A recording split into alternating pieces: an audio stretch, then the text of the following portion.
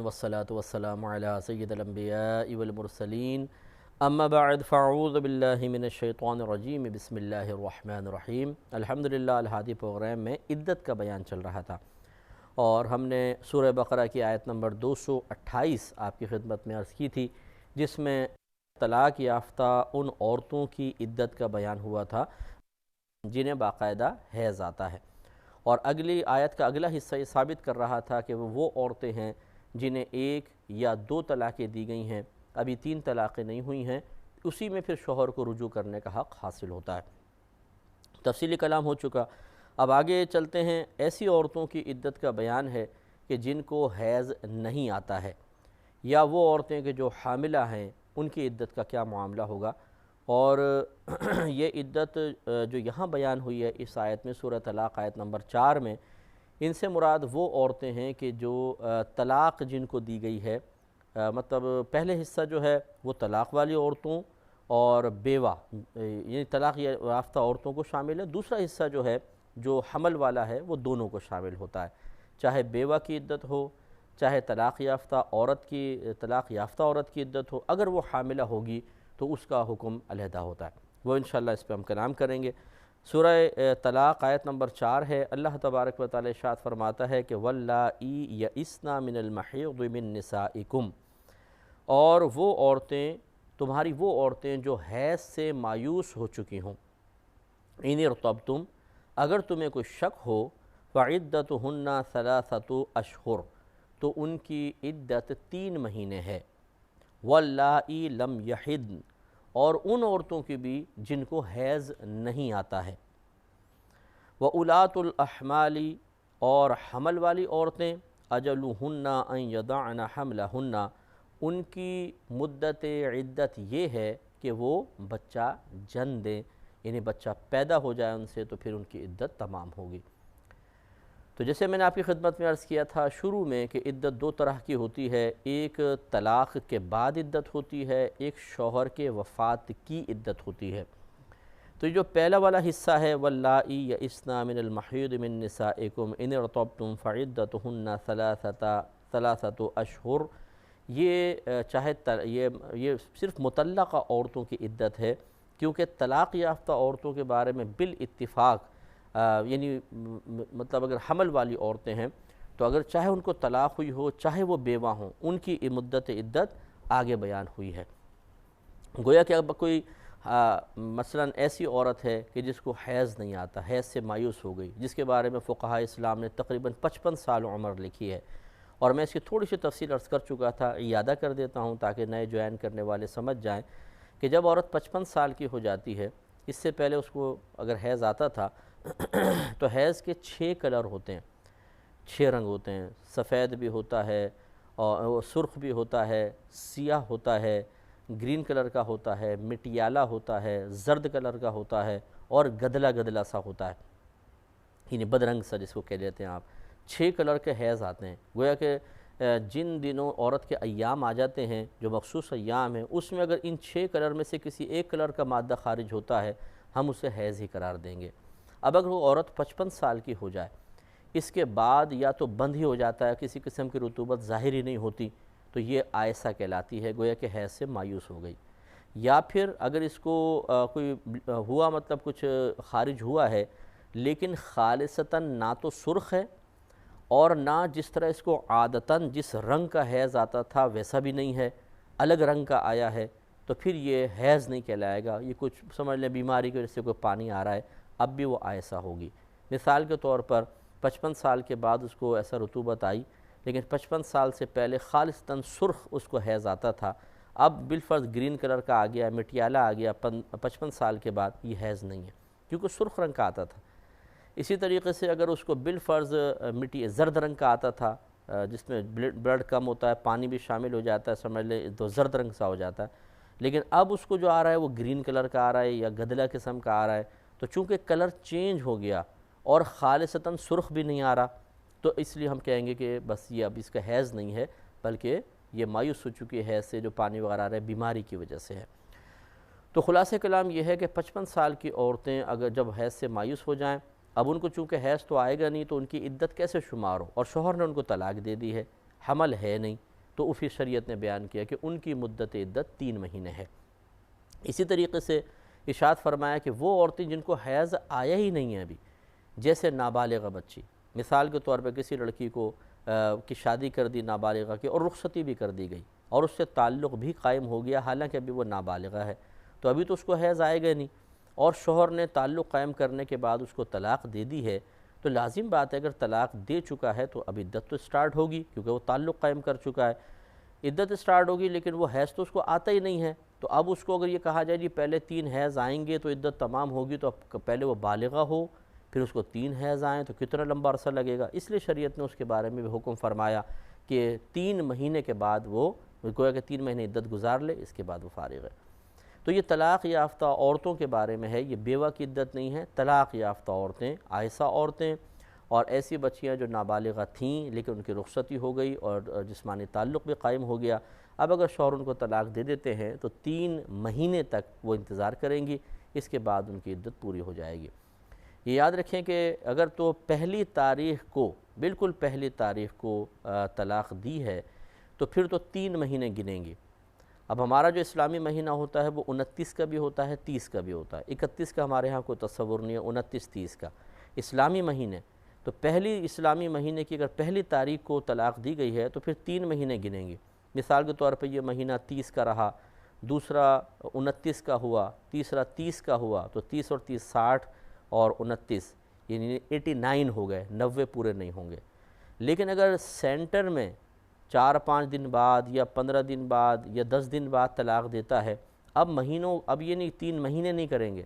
اب پورے 90 دن گنیں گے، پورے 90 دن، یاد رکھیں یہ شرعی اصول ہوتا ہے، کیونکہ اب مہینہ آگے گزر چکا ہے، پہلی تاریخ سے تو چلے مہینے کا حساب ہو سکتا تھا، لیکن مہینے کے درمیان میں اگر طلاق دی کہ پہلی تاریخ سے آگے نکل گئے ہیں تو پورے 90 دن گنے جائیں گے، پھر اسی بچی کی عدت تمام ہوگی۔ آگے جو حاملہ عورتوں کا ذکر فرمایا تو یہ حضرت عبداللہ بن مسعود رضی اللہ تعالیٰ عنہ کی روایت ہے کہ آپ نے ارشاد فرمایا کہ میں اس پر مناظرہ کرنے کے لیے تیار ہوں کہ جو عورتوں کی مدت عدت بیان ہوئی بیوہ عورتوں کی، جیسے وہ آگے آئے گی انشاءاللہ میں آپ کو بتاؤں گا کہ 4 ماہ 10 دن اللہ تعالیٰ نے عدت بیان فرمائی، تو آپ یہ ارشاد فرمایا کرتے تھے کہ میں اس پہ مناظرہ کر سکتا ہوں کہ بیواؤں کی جو عدت بیان ہوئی 4 ماہ 10 دن، حمل والی آیت اس کے بعد نازل ہوئی ہے، گویا کہ جو بعد میں نازل ہوتی ہے وہ پہلے والی کے لیے ناسخ بن جاتی ہے، پہلے والی کا حکم منسوخ ہوتا ہے،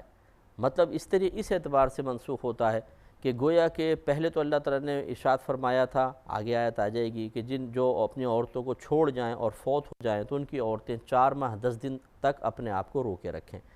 4 ماہ 10 دن عدت بیان ہوئی، پھر آگے اللہ تعالیٰ نے دوبارہ جو نئی آیت نازل ہوئی جیسے یہ ہے کہ حمل والی عورتیں اپنے آپ کو روکے رکھیں یہاں تک کہ وہ ان کے ہاں بچہ پیدا ہو جائے۔ تو اب سوال یہ پیدا ہوتا ہے کہ اگر ایک شخص فوت ہوا اور اس کی بیوی حاملہ ہے تو وہ کون سی آیت سے اپنی عدت کا حکم معلوم کرے گی؟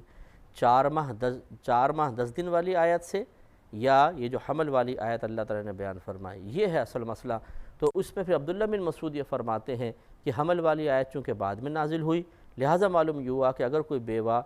حاملہ تھیں، شوہر کا انتقال ہو گیا تو ان کے لیے 4 ماہ 10 دن نہیں بلکہ ان کے لیے یہ عدت کا حکم بیان ہوا کہ جب بچہ پیدا ہوگا ان کی عدت تمام ہو جائے گی۔ لہٰذا معلوم ہوا کہ اگر شوہر نے طلاق دی ہو اس کو بھی یہ حکم شامل ہے، یا شوہر فوت ہو گیا اور بیوی حاملہ تھی اس کو بھی یہ حکم شامل ہے کہ جیسے ہی بچہ پیدا ہوگا ان کی عدت پوری ہو جائے گی۔ اب یہ الگ بات ہے کہ وہ بچہ 2 دن بعد پیدا ہوتا ہے یا 9 مہینے بعد پیدا ہوتا ہے، تو فقہاء نے فرمایا کہ اگر 9 مہینے بعد پیدا ہوگا تو 9 مہینے تک اس عورت کو عدت میں گزارنے ہوں گے، اور اگر 2 دن بعد ہی پیدا ہو گیا بالفرض تو بس عدت اس کی ختم ہو گئی، مثلا پہلے سے مہینے چل رہے تھے، 2 دن باقی رہ گئے تھے، شوہر کا وصال ہو گیا یا شوہر نے غصے میں طلاق دے دی بالفرض، تو اب وہ بہرحال 2 دن بعد بچہ پیدا ہوا، عدت ختم ہو گئی۔ اس سے یہ مسئلہ بھی معلوم ہو گیا۔ بعض لوگ ہم سے مسئلہ پوچھتے ہیں کہ جی کیا اگر حالت حمل میں عورت ہو اس کو طلاق ہو جاتی ہے؟ یہ اللہ تعالیٰ نے جواب دے دیا کہ بالکل ہو جاتی ہے، عدت تو ہوگی اس وقت کہ جب طلاق ہوگی یا شوہر فوت ہوگا، تو لازم سی بات ہے کہ جب اللہ تعالیٰ نے مطلقاً فرمایا کہ یہ جو حمل والی عورتیں ہیں ان کی مدت عدت یہ ہے کہ وہ بچہ جن دیں، تو معلوم ہوا کہ ان کی مدت عدت بیان ہوئی، اور قید کوئی نے بیان کی کہ یہ حمل والی یہ طلاق والی عدت کا بیان ہے یا بیوہ والی عدت کا بیان ہے۔ تو لہٰذا جب اللہ تعالیٰ مطلقاً کوئی حکم بیان فرماتا ہے تو جتنی بھی صورتیں بن سکتی ہیں وہ حکم سب کو شامل ہوتا ہے۔ لہٰذا معلوم ہوا کہ اللہ تعالیٰ نے یہاں پر یہ گویا کہ بیان فرما دیا کہ عورت چاہے بیوہ ہو چاہے مطلقہ ہو، اگر وہ حمل والی ہے تو جب تک بچہ پیدا نہیں ہوگا اس کی عدت چلتی رہے گی۔ نتیجہ وہ نکل آیا کہ اگر کسی عورت کو وہ حالت حمل میں ہے، پریگننسی میں ہے، اور شوہر ان کو طلاق دے دیتے ہیں تو بالکل طلاق واقع ہو جائے گی، اور عورت کی عدت اس وقت تک چلتی رہے گی جب تک بچہ پیدا نہیں ہوتا ہے۔ تو اب یہ احکام ذرا ذہن میں رکھنے چاہیے۔ اس سے اگلی آیت مبارکہ ہے، اس پر میں کافی کلام کر چکا تھا پہلے، لیکن میں پھر اس کو ایک دفعہ اعادہ کروں گا۔ سورہ بقرہ آیت نمبر 230 ہے، جس میں اللہ تعالیٰ نے ارشاد فرمایا کہ فَإِن طَلَّقَهَا فَلَا تَحِلُّ لَهُ مِن بَعْدُ حَتَّى تَنكِحَ زَوْجًا غَيْرَهُ۔ پھر اگر شوہر اس اپنی بیوی کو طلاق دے دے تو یہ زوجہ حلال نہ ہوگی اس پہلے شخص کے لیے، من بعد اس کے بعد، یعنی اس طلاق کے بعد حلال نہیں ہو سکتی، لیکن کب تک؟ حتی تنکحہ زوجا غیرہ، یہاں تک کہ یہ عورت اس شخص سے نکاح کر لے جو اس پہلے والے کا غیر ہے۔ تو اس پہ ہم کلام کر چکے ہیں کافی، لیکن میں تھوڑا سا اجمالی طور پہ چند باتیں آپ کی خدمت میں عرض کر دیتا ہوں۔ فَإِن طَلَّقَهَا، اللہ نے فرمایا پھر اگر یہ شوہر اس عورت کو طلاق دے دے، یہی اس کا ترجمہ ہے، لیکن ہم اس سے تیسری طلاق اس لیے مراد لیتے ہیں کہ تیسری طلاق کے بعد ہی یہ کنڈیشن ہو سکتی ہے کہ عورت پہ لازم ہے کہ وہ دوسرے شوہر سے نکاح کرے، پھر پہلے شوہر کے پاس آئے گی، کیونکہ اگر ایک طلاق ہوتی یا دو طلاقیں ہوتی ہیں اس کا بیان پیچھے گزر چکا ہے کہ اللہ تعالیٰ نے واضح بیان فرمایا کہ اگر یہ عورتیں مطلب شوہر اگر عورتوں کو طلاق دے دیں تو ان کے سابقہ شوہر زیادہ حقدار ہیں ان کو لوٹانے کے، تو معلوم ہوا کہ وہ ایک الگ صورت ہوگی۔ اور یہاں پر چونکہ اللہ تعالیٰ بیان فرما رہا ہے کہ اگر شوہر طلاق دے دے تو پہلے یہ دوسرے شخص سے نکاح کریں پھر پہلے والے کے حلال ہوں گی، تو اس کا مطلب یہ ہے کہ دونوں صورتیں کوئی الگ الگ صورت ہیں۔ لہٰذا نتیجہ نکلا، ہمارے فقہاء نے ارشاد فرمایا، مفسرین ارشاد فرماتے ہیں کہ پہلے والی آیت اسی صورت کے ساتھ خاص ہوگی کہ ایک یا دو طلاقیں دی ہوں، تین طلاقیں نہ دی ہوں، اور یہ صورت خاص ہے تیسری طلاق کے ساتھ کہ جب تین طلاقیں ہو جائیں تو بیوی پہلے شوہر کے لیے اس وقت تک حلال نہ ہوگی جب تک اس کے علاوہ کسی اور شخص سے نکاح نہ کر لے۔ اور یہاں ایک قابل توجہ بات یہ اللہ تعالیٰ نے فرمایا حتی تنکیحہ زوجا غیرہ، تنکیحہ واحد مؤنث غائب کا صیغہ ہے، گویا کہ اللہ تعالیٰ نے نکاح کی نسبت لڑکی کی طرف کی ہے، اولیاء کی طرف نہیں کی ہے۔ یعنی یہ نہیں فرمایا کہ پھر اگر شوہر تیسری طلاق دے دے تو یہ عورت پہلے والے کے لیے اس وقت تک حلال نہ ہوگی جب تک اس لڑکی کے گھر والے اس کا نکاح کسی اور کے ساتھ نہ کر دیں، نہیں، بلکہ اللہ تعالیٰ نے فرمایا جب تک یہ لڑکی کسی اور شخص سے نکاح نہ کر لے۔ اس سے بھی اشارہ ملتا ہے جو فقہ حنفی کا مسلمہ مسئلہ ہے کہ اگر لڑکی عاقلہ ہے، بالغہ ہے، تو بالکل اس کو اختیار ہے کہ وہ اپنا نکاح جہاں چاہے خود کر سکتی ہے، اس پہ والدین اس کو جبر نہیں کر سکتے۔ لیکن یہ کوئی میں ترغیب نہیں دے رہا ہوں کہ بچیاں آج خود جا کے اپنے اپنے نکاح کریں، بلکہ مراد یہ ہے کہ ماں باپ مجبور نہیں کر سکتے، اگرچہ ہم بچیوں کو یہ مشورہ دیتے ہیں کہ ایسا نہ ہو کہ آپ والدین کے احسانات کو فراموش کر کے، اور وہ والدین جو مشفق ہوتے ہیں، مہربان ہوتے ہیں، اور ہمیں بچپن سے لے کر جوانی تک اور پھر جب تک ہمیں ضرورت ہوتی ہے ہمارے کام آتے رہتے ہیں، ان کے تمام احسانات کو بھلا کر ان کے سر کو شرم سے جھکا کر لڑکی خود از خود گھر سے نکل جائے اور کسی سے نکاح کر لے۔ ہمارے معاشرے میں بھی اس کو معیوب سمجھا جاتا ہے، اور مذہب اسلام اگرچہ اجازت دیتا ہے لیکن اس بات سے بھی منع کرتا ہے کہ کوئی ایسا قدم نہ اٹھائیں کہ آپ کی عزت دوسروں کی نگاہوں سے نکل جائے اور لوگ آپ کے بارے میں بدگمانیاں کریں، غیبتیں کریں، چغلیاں کریں، کیونکہ اس قسم کی بچیوں کے بارے میں لوگ کس قسم کی بری بری باتیں کرتے ہیں وہ آپ اچھی طرح جانتے ہیں۔ تو حکم شرع بیان کرنا مقصود ہے، ترغیب دینا مقصد نہیں ہے۔ یہ وضاحت میں اس لیے عرض کر دیتا ہوں کہ اگر میں ادھورے سے جملہ چھوڑ کر آگے بڑھ جاؤں تو اس ادھورے سے جملے سے مختلف قسم کے نتائج مرتب کیے جاتے ہیں اور گمراہی کے امکانات ہوتے ہیں۔ اس لیے میں جب اس قسم کی بات بیان کرتا ہوں تو تھوڑی سی وضاحت ایک اعتدال قائم کرنے کے لیے کر دیا کرتا ہوں۔ تو اللہ تبارک و تعالیٰ نے گویا کہ پھر عورت کو مخاطب کر کے ارشاد فرمایا اگر شوہر طلاق دے دے اس عورت کو تو پھر یہ عورت اس عورت کے لیے حلال نہیں کہ پہلے شوہر کے پاس جائے یہاں تک کہ اس کے علاوہ کسی اور شخص سے نکاح نہ کر لے۔ اور آگے اللہ تعالیٰ نے فرمایا کہ فَإِن طَلَّقَهَا فَلَا جُنَاحَ عَلَيْهِمَا أَن يَتَرَاجَعَا إِنْ ظَنَّا أَن يُقِيمَا حُدُودَ اللَّهِ۔ پھر اگر شوہر اس عورت کو طلاق دیتا ہے تو ان پر کوئی گناہ نہیں ہے کہ یہ دونوں آپس میں رجوع کر لیں اگر گمان کریں کہ وہ قائم کر لیں گے اللہ تعالیٰ کی حدود کو۔ اب دیکھیے ذرا تھوڑا سا سمجھنے کی ضرورت ہے۔ فَإِن طَلَّقَهَا، پہلے بھی تھا فَإِن طَلَّقَهَا، پھر ہے فَإِن طَلَّقَهَا فَلَا جُنَاحَ عَلَيْهِمَا۔ تو جس طریقے سے یہ پروناؤن ہوتا ہے نا، پروناؤن ہم انگلش میں یوز کرتے ہیں،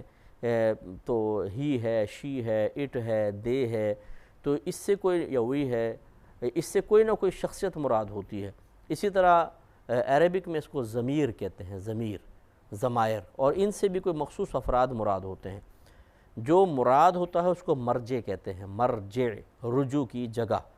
تو ضمیر جس کی طرف لوٹ رہی ہے، لوٹنے کو رجوع کرنا کہتے ہیں۔ تو ضمیر جو ہے یعنی پروناؤن ظاہر کر رہا ہوتا ہے کہ مجھ سے وہ مراد ہے،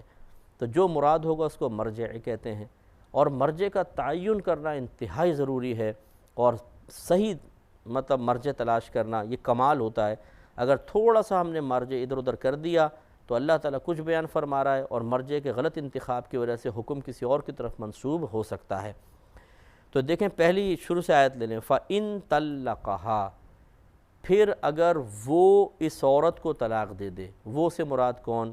اب وہ ہمیں نکالنا ہوگا۔ یقیناً سی بات ہے کہ شوہر، جو عورت کا شوہر ہے، اس کو طلاق دے دے۔ پھر فرمایا فَلَا تَحِلُّ لَهُ، تو نہیں حلال ہے اس کے لیے، من بعد، اس کے بعد۔ تو یہ عورت حلال نہ ہوگی اس کے لیے اس کے بعد، یعنی طلاق کس کے لیے حلال نہ ہوگی؟ اب یقینی سی بات ہے ذہن جائے گا پہلے شوہر کی طرف، حلال نہ ہوگی۔ اور کون حلال نہیں ہوگی؟ یہ عورت حلال نہیں ہوگی۔ تو یوں ہم مرجع قائم کرتے ہیں، حتیٰ تنکح زوجا غیرہ، یہاں تک کہ یہ عورت سے مراد کون؟ یقیناً جس کو طلاق دی گئی ہے، شادی کر لے اس شوہر سے جو اس کا غیر ہو، تو اس کے سے مراد کون ہے؟ یقیناً پہلا شوہر ہوگا۔ یہ آپ سمجھ گئے ہوں گے کہ مرجع میں کیا عرض کر رہا ہوں۔ اب دیکھیں اللہ تعالیٰ آگے فرماتا ہے فَإِن طَلَّقَهَا فَلَا جُنَاحَ عَلَيْهِمَا، پھر اگر وہ شوہر اس عورت کو طلاق دے دے تو نہیں ہے کوئی حرج ان دونوں پر، ان یتراجعا، کہ وہ دونوں ایک دوسرے سے رجوع کر لیں، ان ظنا، اگر وہ دونوں گمان کرتے ہیں، ان یقیما حدود اللہ، کہ وہ قائم کر لیں گے اللہ تعالیٰ کی حدود کو۔